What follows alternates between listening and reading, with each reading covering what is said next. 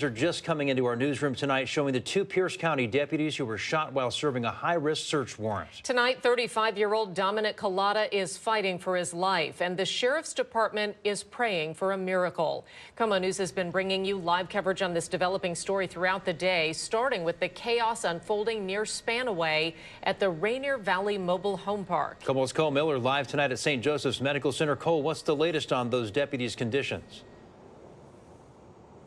Hey there, Preston Molly. At last check, one of those deputies is now out of surgery. We're told he is recovering. His condition, it has improved. As for the other deputy, Deputy Collada, he remains in critical condition. And throughout the evening, we have seen dozens of patrol cars coming and going from the hospital here, stopping by to show their support. Needless to say, it is likely going to be a long night for law enforcement. Just down this road in Spanaway, investigators collect evidence after a horrific shootout. I was taking a nap, and then I woke up, and then I heard pow, pow, pow, pow, pow. From Air 4, another look at this mobile home park off of Pacific Avenue. It's where a Pierce County Sheriff's Department SWAT team went to arrest a 40-year-old man late this morning, wanted on a felony assault charge. There was a lot of keep your hands up. Don't move, keep your hands up. And that's when we're told he opened fire, wounding two deputies, and the return fire killed that man. It's really sad. It's really scary for all of us. Two of our friends got hurt really bad today. Those deputies are now at St. Joseph's in Tacoma. 35-year-old Dominic Collada, or Dom as he's known, is fighting for his life. And 45-year-old Rich Scaniff, a sergeant, is out of surgery and recovering. Both of these guys, I know them very well, and we all know the risk. We hate these days. We've had a lot of these days for the Pierce County Sheriff's Department, but we know that there's always a huge support from our community. That support also coming from officers across the region as uncertainty weighs heavy. We'll be standing guard, and our people will be here throughout the days and nights to come. We don't know what's going to happen.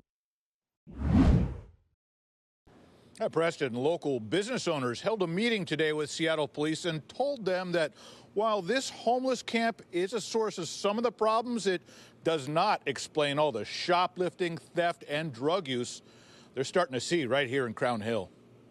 People who shop at this Safeway say the store is under assault. The supermarket has had ongoing challenges with the nearby homeless encampment, but neighbors say now criminals are coming in on the bus lines from Seattle's downtown core. And I watch kids get on the bus downtown and then get off right here at 85th and walk straight into Safeway. I think this is definitely a hot spot, especially for alcohol theft. And it's not just Safeway being targeted, which is why a handful of small business owners met with Seattle police to sort out the issues. The main concern, again, is safety for the customers and the businesses and their livelihoods. Neighbors say some of the concerns are due to the homeless in the area, especially those who walk into stores and start confrontations. And argued with an employee in their office, spit in his face and told him he was going to kill him. And that's pretty drastic when you're trying to run a business and you have customers watching.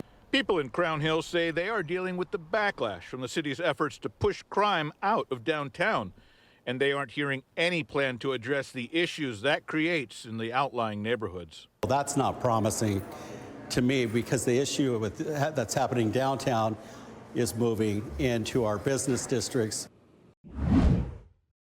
And it means so much to see a bill that started from just a normal person in Seattle doing their best to end up as part of VAWA. VAWA stands for Violence Against Women's Act, and now includes $150 million to train nurses in how to handle the specific details of a rape exam.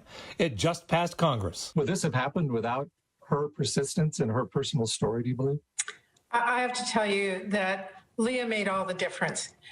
For one very important reason, she was willing to speak up and kept speaking up. This is a very difficult issue for people to talk about. I hope that people that are listening to this story are just inspired by Leah's efforts to be able to say, here's one person who spoke up and told her story, and look at the difference that it will make for survivors of sexual assault across the country. They said without you, it may not have happened this quickly.